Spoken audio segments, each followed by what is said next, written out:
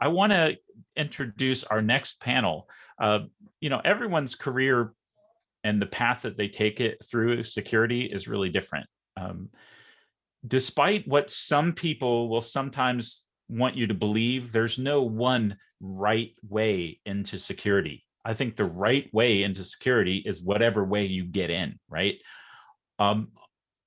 Each of us brings to the table a unique blend of experiences, skills, backgrounds, even challenges sometimes. And we all have to find our own way and chart our own paths, but we don't have to do it blindly. So hearing from those who have gone before us is really important. Maybe we can't copy their successes exactly, but we can learn from them and be inspired by their professional journeys. And that's what our final panel today is all about. It's professional journeys.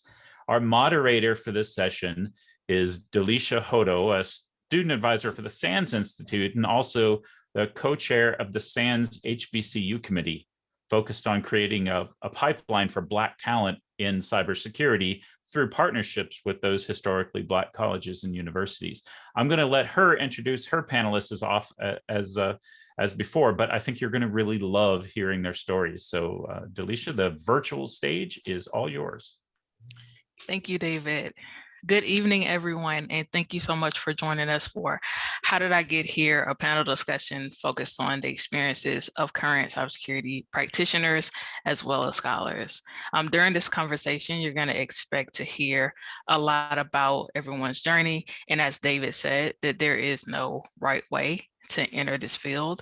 Instead, we want you to understand that in order to fill the employment gap in cyber, we're going to need each and every one of you to step in from various career paths to help us meet the need. So before we dive into the actual questions of this panel, I'd like to first take a moment to introduce some wonderful guests and have them introduce themselves. So I am joined by some future superstars. I have Litany Lineberry. She is a PhD student. I have Doug Bryant Jr., also author, self-published, Computer Love. He has a book out. Y'all go make sure you order it. It's on pre-order. Shout out to Doug. I have Jessica Hyde. She is awesome. She's a director. And then I also have an undergraduate student, Crystal Phinn, who's going to represent for those who are currently in college and give you a perspective from there. So thank you all so much for joining us and being a part of this panel. And if you don't mind kind of going a little bit more into detail about who you are and how you like to introduce yourself. So we're going to kick this off with you, Litany. Okay, thank you. Hello, everyone. I am Litany Lineberry, and I currently attend Mississippi State University, where I am pursuing a doctoral degree in engineering education. My dissertation topic is looking at cybersecurity preparedness as it relates to cybersecurity being everyone's job, just not someone who is in a STEM-related field. I'm currently working as a graduate teaching assistant in the computer science and engineering department, where I teach courses from introduction to computer science and engineering to also computer ethics and cyber ethics. I currently am working as a lead instructor as well for our Gen Cyber camps that we host every summer by Mississippi State, but we have the camps throughout all of Mississippi. And my background education-wise is I have my master's degree in computer science with a focus in actually information assurance from North Carolina A&T University, and my bachelor's degree is from Voorhees College with where I got my degree in computer science. Thank you for having me. Thank you, Litany. Doug? Oh, thank you. Appreciate it. My name is Doug Bryant. I've been in cybersecurity since 2009. Got my bachelor's degree in 2011 from Florida Community College of Jacksonville. Oddly enough, it wasn't in cybersecurity. It was actually in telecommunications and networking. We'll get into that a little bit later on. And was recently promoted to IT security manager of digital forensics and incident response about 6 weeks ago. So fairly new tasking for me, but I'm enjoying the process and the journey, and looking forward to sharing more of my journey today. Thank you, Doug. Jessica? Hi, everyone. I'm Jessica Hyde. I do a couple of different things. So I'm the Director of Forensics at Magnet Forensics, where I bring industry knowledge to building tools for forensics. I'm also an adjunct professor at George Mason University, where I develop and deliver a course on mobile device forensics at the graduate level. And I'm also involved in a bunch of community activities like DFIR Review, which I chair, and High Tech Crime Investigation Association, where I'm a chapter first VP, and just really excited to be here. And we'll share more later as we go. Yes, for sure. A lot of great gems y'all are going to drop. Crystal. Hi, everyone. I'm Crystal Phinn. I am a student at Utica College. I have associates in digital communications and transmedia, and I'm currently obtaining my bachelor's in cybersecurity. That's all I have for now. Thank you. We're looking for much more from you in the future, so no worries there. And then we're going to kick it back to you, Doug. If you don't mind kicking us off with this first question, how did you discover the world of cybersecurity? Oh, so I get off mute, right? Actually, I like to say that cybersecurity actually discovered me. So I wasn't really looking for it.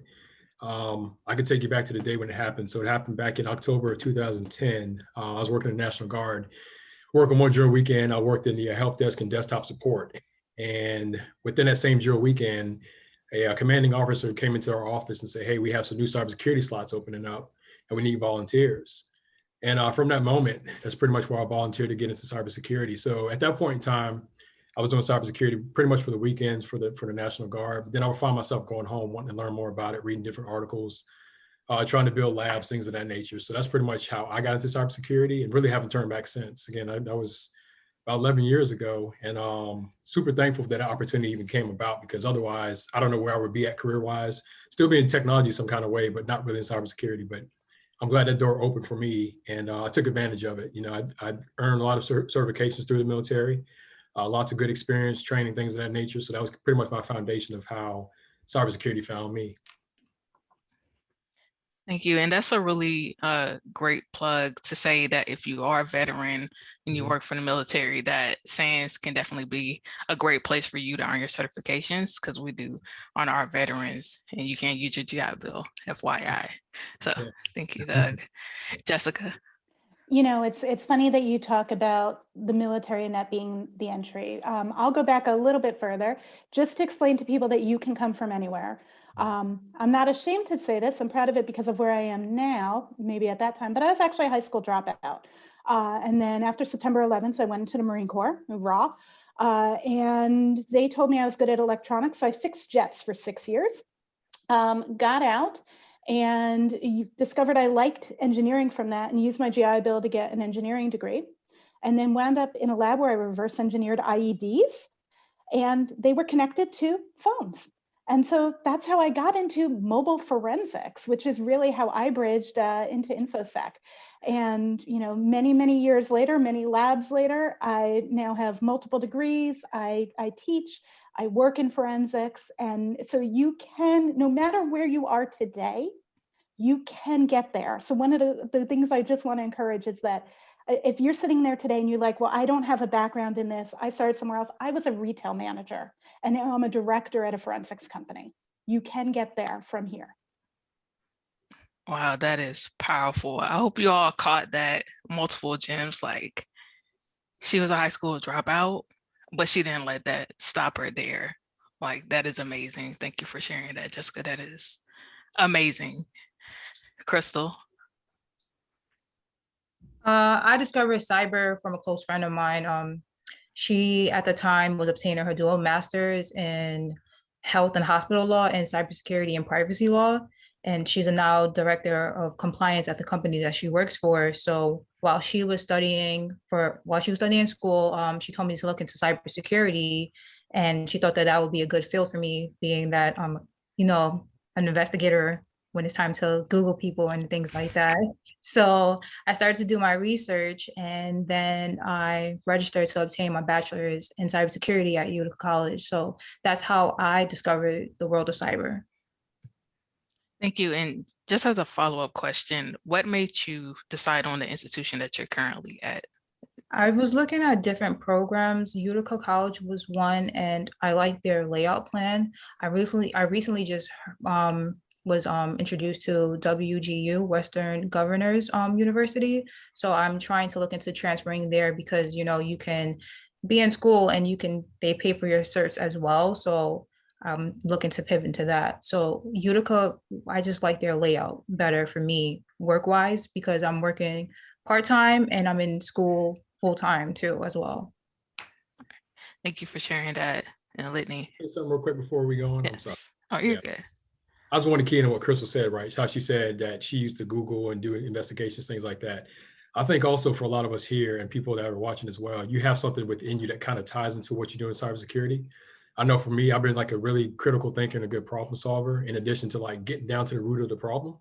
And that started out obviously with help desk and desktop support. A lot of times you run into a problem where you have to try to figure out what the issue is. You may have never seen it before, or you have to figure out how to research it. So I think having that internal desire to like bring out what you do natural and plug it into cybersecurity has been a huge help. And people that are watching should definitely, tap into what they are good at or something that they do common without thinking about it and see how that applies to cybersecurity.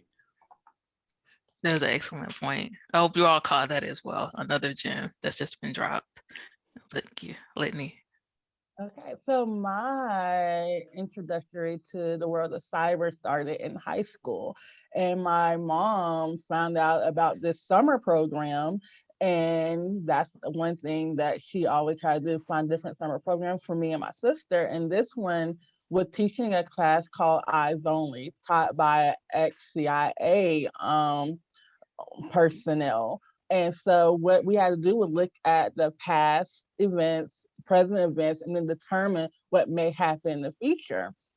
And what we came up with was 20 years from that date, which was in 2007, the next possible war that may break out in the world would be a digital one. So from there, that got my mind thinking, okay, maybe I need to transition to thinking more on the cyber side of things. And so that was my entry into the cyber world, was that summer camp. Right.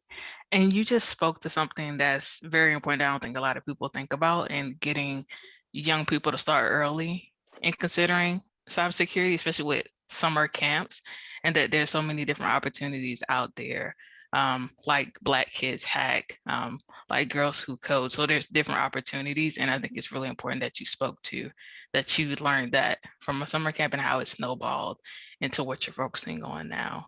So that's Litany, really awesome. that makes me so happy because I started volunteering with an org this year called Play Like a Girl that does STEM and athletics for middle school girls. And it's just been so cool. And we're actually going to do a digital forensics day portion, like a live lab as part of the summer program. And there's all these different InfoSec and there's all these different companies. And I was wondering, like, if there were was people out there today who had gotten there through that kind of intervention of other girls at that age. And just hearing you as a living testament to having that inspired you to hit the field makes me feel like that much more excited about what I'm doing and what others are doing in that. Exactly. And I always encourage, whether it's my sister or whoever I come in contact with, you have kids and you don't have any plans for them for the summer, try and find some sort of STEM camp or cybersecurity camp. And there's a lot of free ones out there as well. Yes. And just get them involved just so they can pique their interest. And this might be an avenue they want to decide to take on in the future. Definitely. And just, I think it's interesting, kind of pivoting a little bit from the thoughts of getting kids involved in different cyber camps and STEM camps, is that there's this belief for a lot of adults that only those with backgrounds in STEM should only consider cyber. But just based on the unique individuals that I've met as an advisor and as an advocate in this space, I'd have to kind of push back on that and encourage people from various walks of life, as many of you have already kind of spoken to, like, hey, you don't have to come from a STEM background or, have a definite love or one thing or another to enter the cybersecurity field. It's literally based off an interest in something that you're doing every day that you may not realize that you have a natural knack for. It just takes the moment of you stepping outside your comfort zone and just giving it a try, such as attending the summit right now and sitting in on this panel, listening to us talk right now. That's your first step that you're taking. And don't be afraid or feel like if you don't fit this prototype that you can't get into cybersecurity, because we do need you and we want you to enter the field. So it doesn't matter what background you come from or how you start, it's about how you finish, and we want you to finish with us in this field, defending us digitally, as you said, Litany, so for sure. And kind of, yes. No, so look at you dropping gems. Yes. Just a little. And then just kind of transitioning that. So my question to you all is, because cyber is so much more than hacking and it's a place for everyone, Crystal, as someone currently in college, how important is it for individuals, to think about cybersecurity from different majors? It's very important because, a lot of skills that you have today are transferable. Like me being basically a graphic design student, I was exposed to marketing, photography, television production. So how you market yourself in this world is very important, because it even boils down to how you present your presentation and how you upload your videos that you want to upload to various platforms like YouTube. How you structure those, that plays a part in cybersecurity too as well, because you're having information out there for viewers to see. And my current job as well as an administrative assistant, it taught me how to be more organized and develop relationships with customers, which are going to be utilizing in cybersecurity. So it doesn't really, you don't have to have a STEM background, because I have friends who are currently in real estate trying to pivot into cybersecurity. So just try it. I love it. That's all I have to say. I think you dropped some more gems there. I don't think people realize how you tied in something like administrative assistant into the world of cybersecurity, and how everyday things that we're doing is directly tied to cybersecurity. So thank you for doing that and bridging that gap. And Jessica? I would say the best teams I've ever worked on were the teams that had the most diversity of backgrounds. Is it important to have some people in your team who went directly through a cybersecurity program or an engineering program or have a computer background and then they're in the lab? Absolutely. But they are going to attack problems. And what we deal with in cybersec is we're always dealing with problems, right? It's problems, and how can we solve them? It's the people who have diverse backgrounds and innovative ways or look and approach the problem in a different way. It is more about how much do you like to solve problems and how did you solve problems in other areas that will bring unique skills into it. So I might have a former police investigator who's working now as a digital forensics examiner and somebody who's a computer engineer. But if you give me somebody who worked in healthcare before as well to come into that mix, the things that are going to happen when we run into problems and we start communicating with each other and start coming up with ideas about how we're going to attack and solve this situation are incredible when we have that diversity of thought. And your skills that you have from where you are, it's really interesting because your employer, your future employer, your prospective employer might not know how to tie them in. So think about the things you do every day and think about how that can be used, not in InfoSec or cyber, but to solve problems. And if you can speak to how you solve problems, that's what's going to help you. That's the most transferable thing. And we all solve problems different ways. Excellent. Thank you. Doug? Yeah, I would have to say kind of what Jessica was saying, right? So I have a guy on my team now that actually transitioned from being a police officer into cybersecurity. Obviously, he's doing instant response and digital forensics now, but he has an investigative background, right? So we have tons of people like that. I know somebody else that was actually a waitress at a restaurant, and now she's in cybersecurity. So I really just, like you said, having a diverse background and just having the ability to want to solve problems beyond what the average mind would stop at, right? You want to make sure you have that ability to be innovative and continually think about how to solve the problem. Because, you know, every career, for the most part, has a problem solving portion to it, right? So if you could take that same quality and bring it to cybersecurity, no matter what you're doing, retail, industrial type jobs, warehouse type jobs, whatever, you're always trying to solve somebody's problem or some type of problem. And that's really the biggest part of cybersecurity is, you know, if you're faced with a problem, how do I solve this? Do I have the tenacity and the ambition enough to solve this problem? So it doesn't matter if you come from STEM or, outside of STEM. I think anybody that wants to have that, that has that drive and will to do so, to be great, to learn from mistakes, to, accept corrective actions, constructive criticism, and learn beyond that, then you definitely do well in this field. And feeding off of what Doug said and his military background and the law enforcement and people coming from being in food service and retail, it's the ability to act cool under pressure and to have good customer face. Those are skills that are harder to teach. It's not like learning binary, right? It's those skills translate so much into the field. It really does. And it actually puts you, like I unfortunately now to be in a leadership position where people actually see that cool, calm, collected that I have, and you kind of like, sprinkle that down to your team to kind of change the mindset of, okay, even though we're dealing with the incident, end of the day, it's a job, right? You still have to be collected enough to think about how to get through this problem. Even if it's a one-off, you still have to figure out how can I solve this problem without losing my mind or, lose my focus or being frantic, right? So definitely those type of jobs, dealing with people, being upfront with people, dealing with all kinds of, situations from people and being able to handle that is definitely a good asset to have in cybersecurity. Thank you. And Doug, a question for you. In your book, Computer Love, you spoke about kind of leaving this introverted space or bubble. Yes. Can you speak to for those out there who may be more introverted and they may feel like, is cybersecurity for me? Do I have to have a different personality or a certain, I guess, aura about myself where I have to present to other people in order to be successful? No, I think, I don't know if I'm an introvert anymore. I don't know, but I think I still am. Just having that desire just to be better than you were yesterday, right? So even though you have this introverted personality, be you, right? I know a lot of people try to be certain things because they see other people who are in certain stages of their career to try to like level themselves up that far so fast, but you really can't.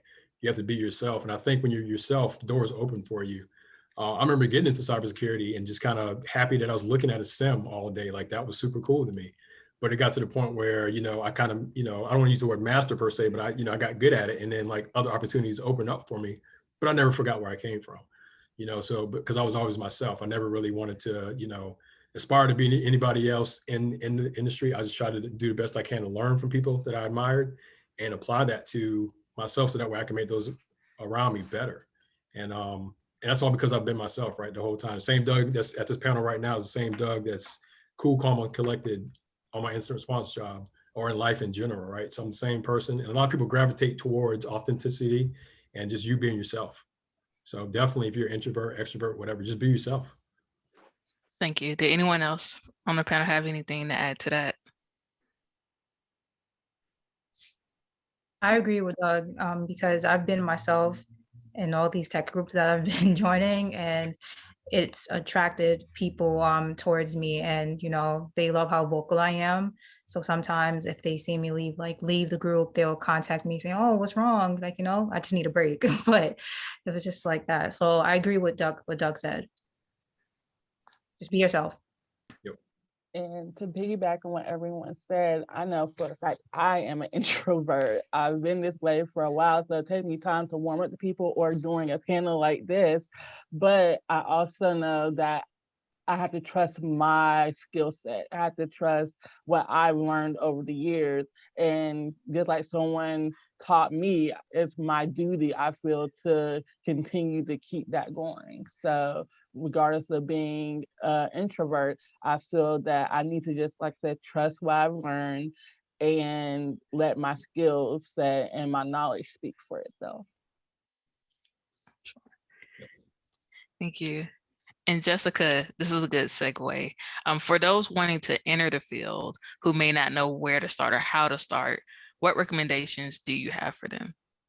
So the two big things that I would say are, the first one is going to be the one that is, I've got something for the extroverts and something for the introverts. How's that?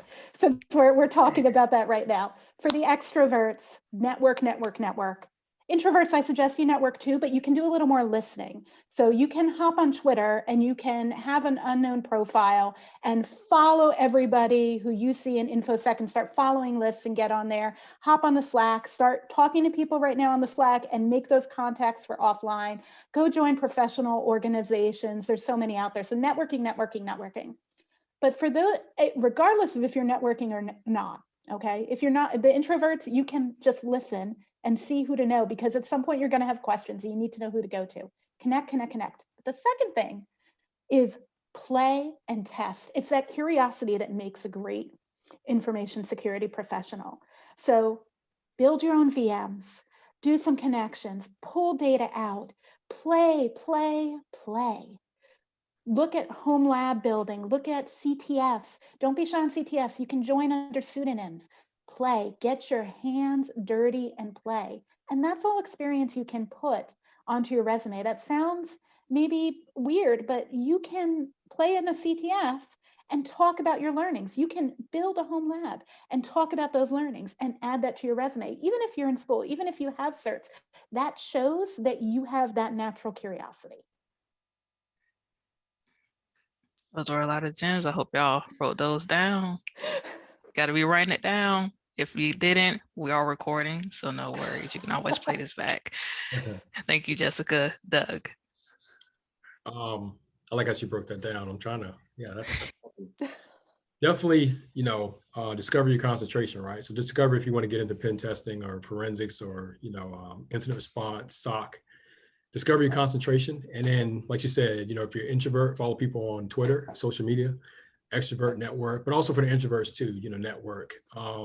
I guess I'm an introvert with an asterisk now because I speak a lot now. So definitely, challenge yourself and put yourself out there too as well, right? Get to know people who are doing things that you want to do, and look for mentors in this field, right? So a lot of us are only a DM away or email away for any kind of questions and ideas or thoughts that you may have. Just reach out and just try to figure out which direction you want to go in. And read a lot of articles, like Jessica said, get curious, play with different labs, different tool sets. There's tons of tool sets out there that you can learn on your own. And just repeat those things, so that way when you go into an interview, you can actually talk comfortably about what you've done. And I find a lot of times in these interviews, they're looking for somebody that's trainable, somebody that's constantly on the know about what's going on, versus somebody that just wants a job just to have it. You have to be forward thinking. And I think surrounding yourself with the right people in this field would definitely push you towards having that accountability, to be forward thinking, and wanting to, increase your skill set. Thank you, Doug. Litany. So for me, I always tell people the first, if you don't or have an idea of what you want to do, but not sure how to go about it, go to YouTube. There's tons of YouTube videos on there that talks about different aspects of cybersecurity. So there's that. And then we always forget sometimes maybe about the teachers that maybe want to transition and include some cybersecurity aspect within their curriculum, or even pursue a second degree or hobby in cybersecurity. There are tons of trainings for teachers, K-12 teachers, and even collegiate university teachers and professors and faculty that are out there for them if they're interested in transitioning or incorporating cybersecurity within what they're already doing. And you brought up a great point, especially for K through 12. CyberStart America is a great resource that teachers can use and expose their students to cybersecurity early on. So thank you for bringing that up. And Crystal? My advice for those entering cyber would be to find a friend that's on a similar path as you and join an organization and ask questions. Even if you feel as if the person, like a bunch of people asked questions already, just ask it anyway, and you're gonna get the response that you're looking for. I'm a part of plenty of tech groups myself, and whenever there's a workshop or a hands-on lab, I join it to gain as much knowledge as I can and to also take plenty of notes. Use OneNote, screenshot, document it, and you can also upload those to LinkedIn as well for recruiters to see. And there's plenty of websites that you can use to get hands-on experience as well. There's Cybery, there's Udemy courses. Do not pay $100. Udemy always have discounts for like $10.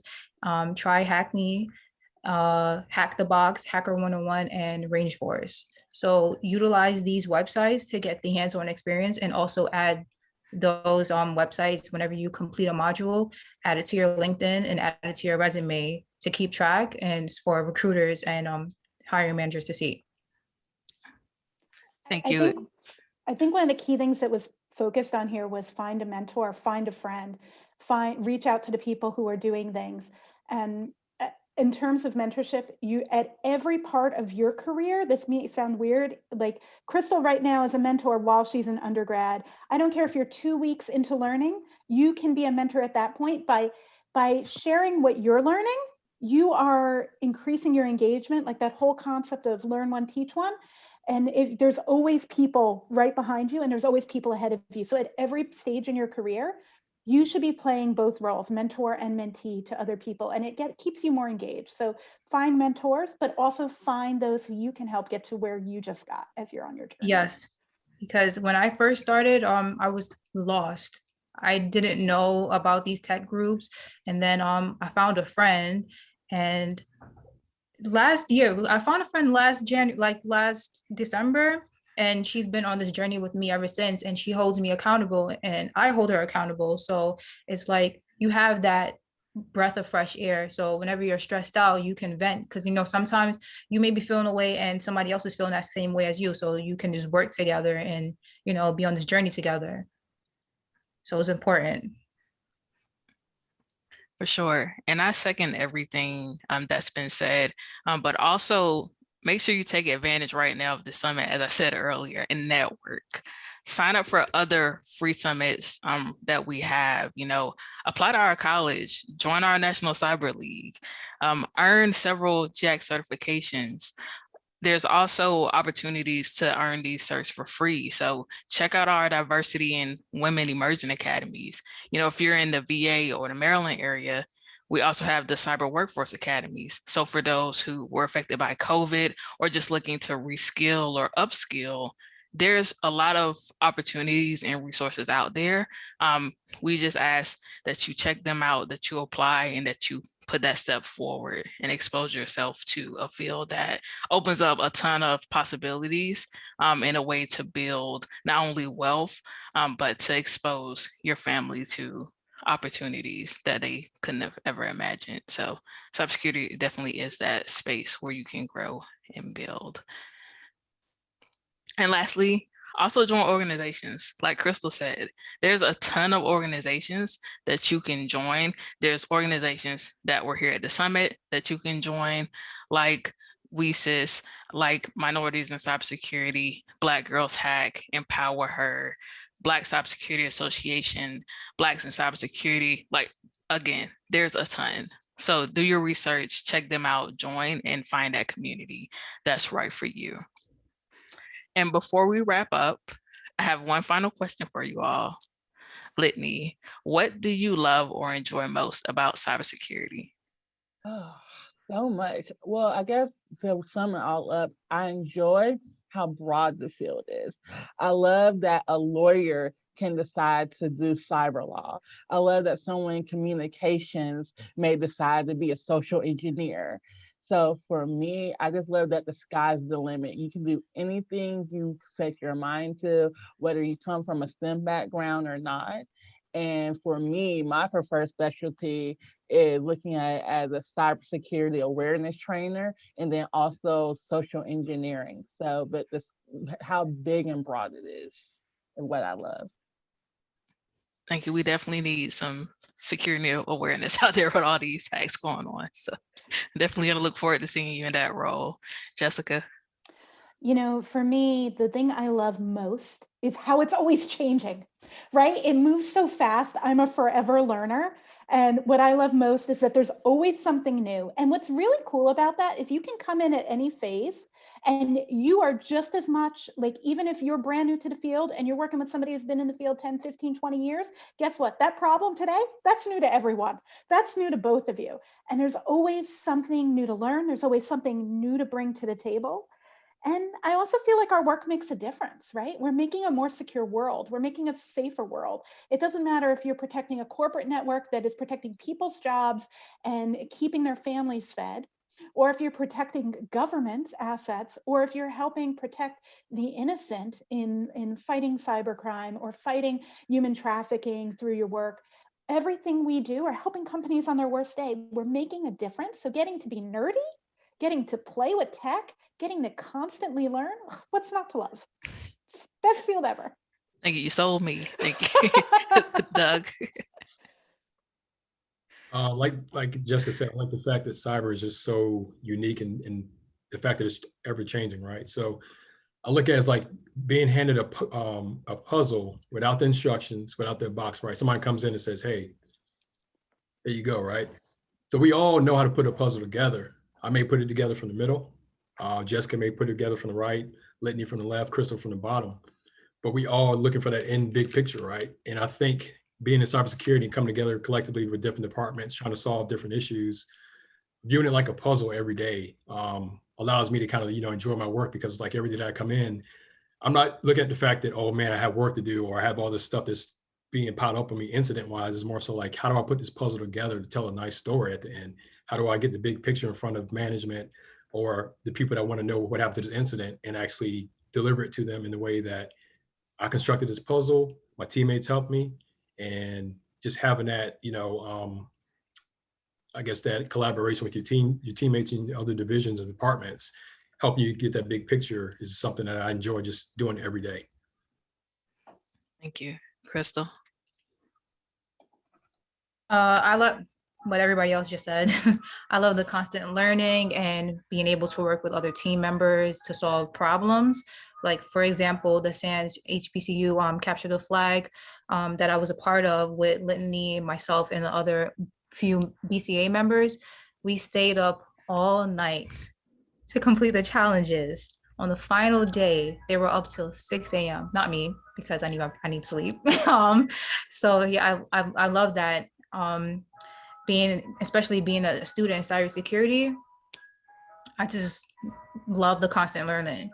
My specialty, I do not have one as of yet, because I'm still trying to figure out my placement in cyber. So like I said before, I've been joining a bunch of different workshops. I'm in Zoom meetings all the time, webinars, seminars, and all those stuff, exposing myself to different areas to figure out if I want to be red team or blue team. So that's it. Thank you, Crystal. And for me, although I'm in the field as an advisor and advocate, I just enjoy seeing students and people that I've met in this field succeed, like you all, and land their first cyber role, earn their first certification, go out and do great things. So I'm definitely thankful to be able to support and uplift great individuals like you all, but as well as organizations. So that's what I love most about cybersecurity, because I'm a non-technical person. So for all my non-technical people out there is a place for you in cybersecurity as well. Again, just be true to who you are and find where you fit. Yeah, well, we need you too, right? I mean, to guide us.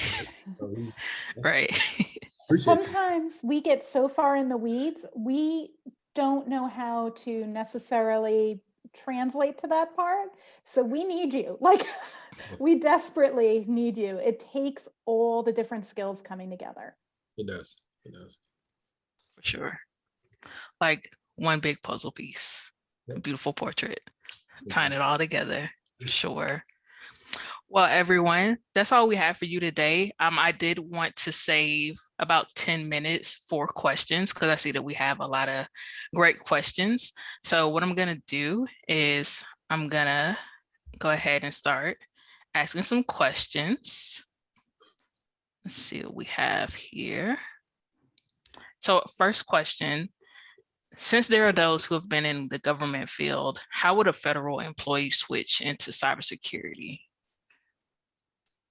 So that's really interesting. A lot of, if you're already like in a GS role or in a Fed role and you're looking to look for, there are a lot of Fed roles that are only open to people who are currently in government.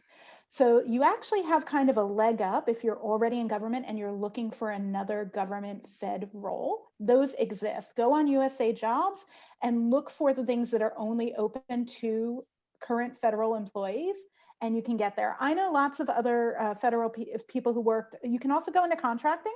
A lot of times, if you're in the federal space and you're maybe in a different area and you're not in cybersecurity, and you talk to some of the contracting companies, especially if you already maybe have a clearance or other attributes and connections within an organization because you know the lay of the land, it's sometimes easier for them to bring you in. So a lot of contracting companies, that might be a way for you to switch into cybersecurity. And also, I definitely know people who, while they were working in one government organization, went and did their certs, went and did some SANS classes, went and joined some organizations. And once they got their certs, they applied for other positions within their organization.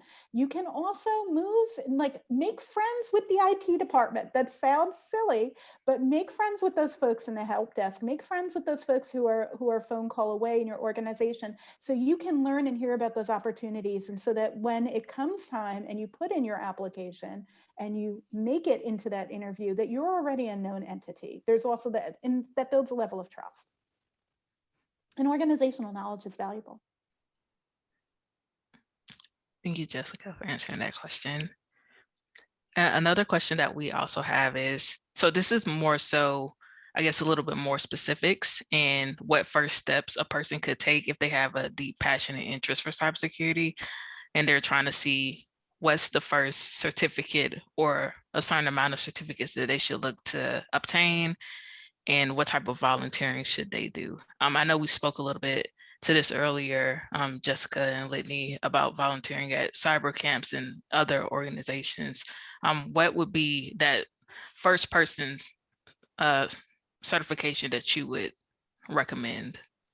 So for me, I would recommend the Security Plus certification. That's more like the gateway certification for everything cyber, as far as if you want to work for the government or any other job, and just a great foundation to have.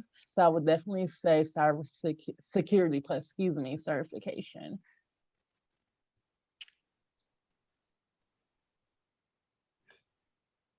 I would say that one of the keys is to look at the requisitions, look at the job postings for the jobs you want, and see what certifications they require, and then go after those certifications if you know there are roles you want. My advice here is going to be, it depends exactly on which one of these specialties you're going to go into, but specifically if you're going into digital forensics, please check out D for Diva, DFIR-DIVA. That's Elon Wright's site, and she breaks down for you a complete path of all, like how to use free and open source training, circuits, everything you can mean in terms of certs to get started in digital forensics, how to build your own lab to play. Just a great resource for people looking to get started specifically in that field. Thank you. And also on SANS side, I would also recommend SANS Foundations or the Intro to Cybersecurity as one of the two courses that you would want to look into as well. They're both great for exposing you and building you from the ground up on understanding the foundations of cybersecurity. Thank you for that. And then just to follow into, you just mentioned digital forensics. So another question came in about, how did you know that digital forensics was the right concentration for you, and what aspects do you like most about the job? Go ahead, you first, Doug. Okay.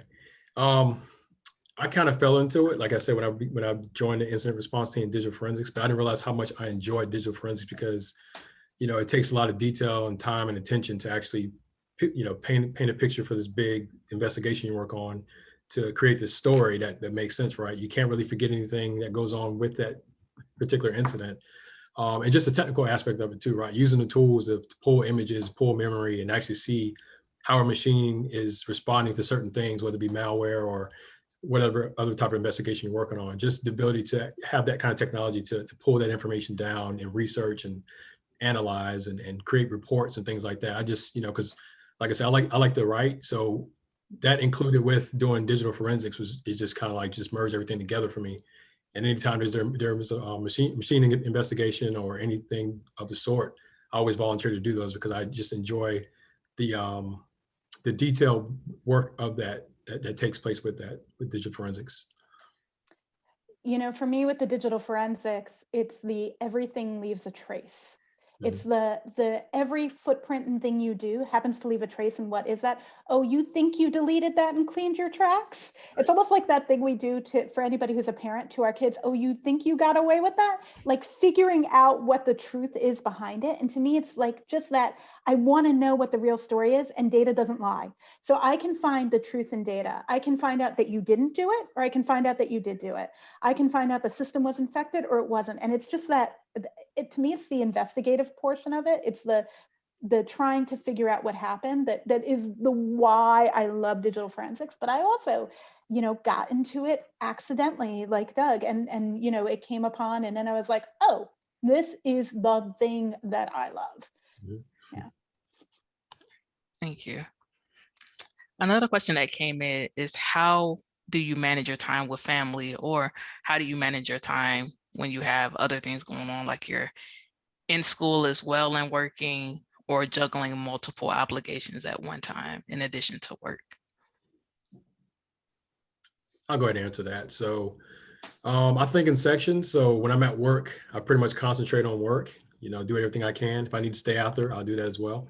But if I'm done for the day, I just, turn my attention back to my family. Not saying I ignore them throughout the day the whole time, but I'm just in that position where I can actually, put on two different hats and understand what's going on and not be confused or anything like that. So there are many nights where I'm up studying or, writing or whatever, and, just, sacrificing my own time when the kids and wife go to sleep or whatever. But, the way that I think, it kind of works out for me. I think in blocks. So I'm able to like kind of section things off, and so far, no issues. I time box as well. So I block out things on my calendar for things. I will also tell you that I take one day a week where I do no work. I don't look at my computer. I don't turn it on. But the rest of the time, to be honest, I'm not the best at taking breaks from working. That's an area that I could learn to grow. And I, when Doug and I have chatted before, and it's one of the things I took away from him is how he does better prioritization of his things outside of work than I do. And I just think that's someplace where we can always be growing. But I do set aside one day a week where I do absolutely no work. I wouldn't be able to function without it. I have to try that. We learning from each other constantly. Well, for me, oh, go ahead, Litany, sorry. Crystal, you go ahead. Okay. Well, being a student in cyber and working, so I make sure I'm an online student, so I make sure to have my work completed by at least the middle of the week. And then I'm also the accountability leader for the Security Plus, and I created a schedule for everybody. So like every day, we're doing different activities, but then on weekends, that's our weekend. We take the time off. So I try to work within the week, and on the weekends have it to myself, because I don't want to overwhelm myself and then crash, because it already happened before and it's not good. And as a PhD student, now I don't have to take any classes. So I'm just focusing on the dissertation aspect, but I also am a graduate teaching assistant. So I try to not schedule office hours on Mondays. So everything is Tuesday through Thursday if possible. So I can have my Mondays to just reflect on the week before and what's ahead, so I don't feel overwhelmed. And then also I lead a CTF, or Capture the Flag group, on Sundays. So I try to just do it during that time period. And then before that, spend time with my family on Saturdays. But I try at least my Mondays have that for myself so I can prepare for the week and reflect on the week before so I don't feel overwhelmed. Thank you. And final question before we wrap up. So we have a question here. This individual will begin their bachelor's degree, majoring in cybersecurity soon, and they're working towards their Security Plus.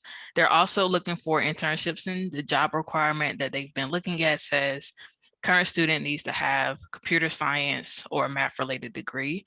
And should have an interest in security. So I guess what they're really trying to ask is, how can someone with that background break through and land an interview with companies in this field? So first thing, apply.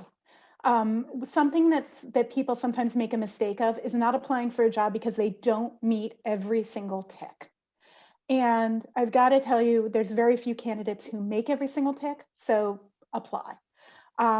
The second thing I would say is if you're talking about landing that interview, get your resume reviewed by somebody in the field.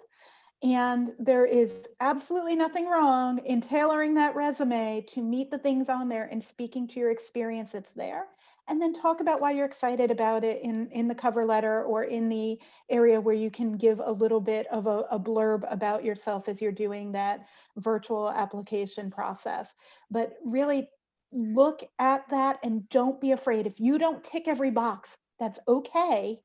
Most of us in cybersecurity are complaining that we can't find people who are ticking all those boxes. We know that we're putting out there more requirements. Think of it as an or, not an and, to put it in some engineering terms. And I would say the person who asked that question is pretty much on their way, right? Going after the Bachelor's of Security Plus. So that's definitely a great start, great confidence booster. But also if you can find a company, hopefully, I know a lot of companies now doing paid internships. So if you can get in with a security company doing an internship and just really show yourself worthy of just handling small tasks and detail, whenever that time comes for actual opening, put in for that as well. So, just trying to get your foot in the door with some company that offers something that you want to get into. In addition to applying, like Jessica said, if it's an internship, just go full force at it and do the best you can.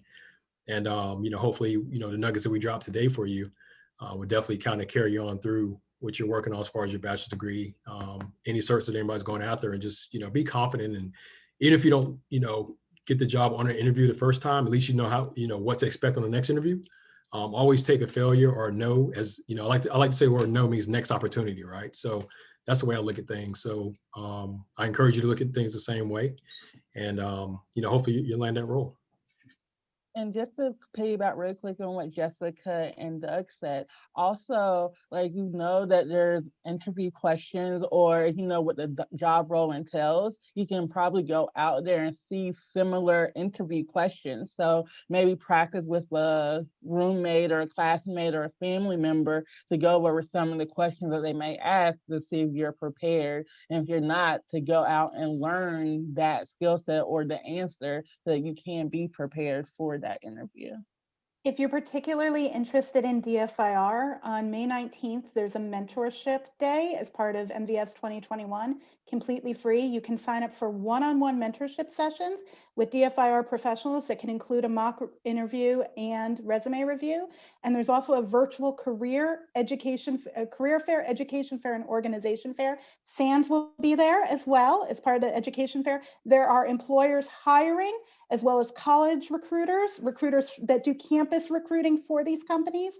Several companies there hiring for DFIR, and the ability to check out some other organizations that are professional organizations. That is specific to DFIR, but just an opportunity specifically if that's the stage you're in.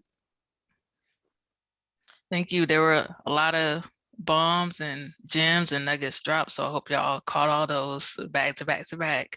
So we're so sorry we're running out of time. There were a lot of great questions. Any leftover questions that you all had, please feel free to drop those in the Slack channel. Thank you all so much for joining us. Thank you to my wonderful panelists. You all were great. Thank you so much for taking time out to join us for the How Did I Get Here panel. And That's pretty much all we have for you. If anyone wanted to connect with any of you or follow your journey quickly, what's the best way to reach you? And we're going to close out. LinkedIn. LinkedIn. Twitter at B1N2H3X. Thank you, Delisha. Oh, Doug, Doug, I think you're muted. Yeah, wow. It happens all the time in meetings too. You can reach out to me on LinkedIn at Doug Bryant Jr. or Douglas Bryant Jr. and then Twitter, cybergent_101. Thank you. Also, don't forget, we are holding several happy hours right after this as well. So join us there, and also join us for the kickoff of the CTF. So thank you all again so much for joining us. We hope to see you again soon at any future SANS events. So you all have a great evening.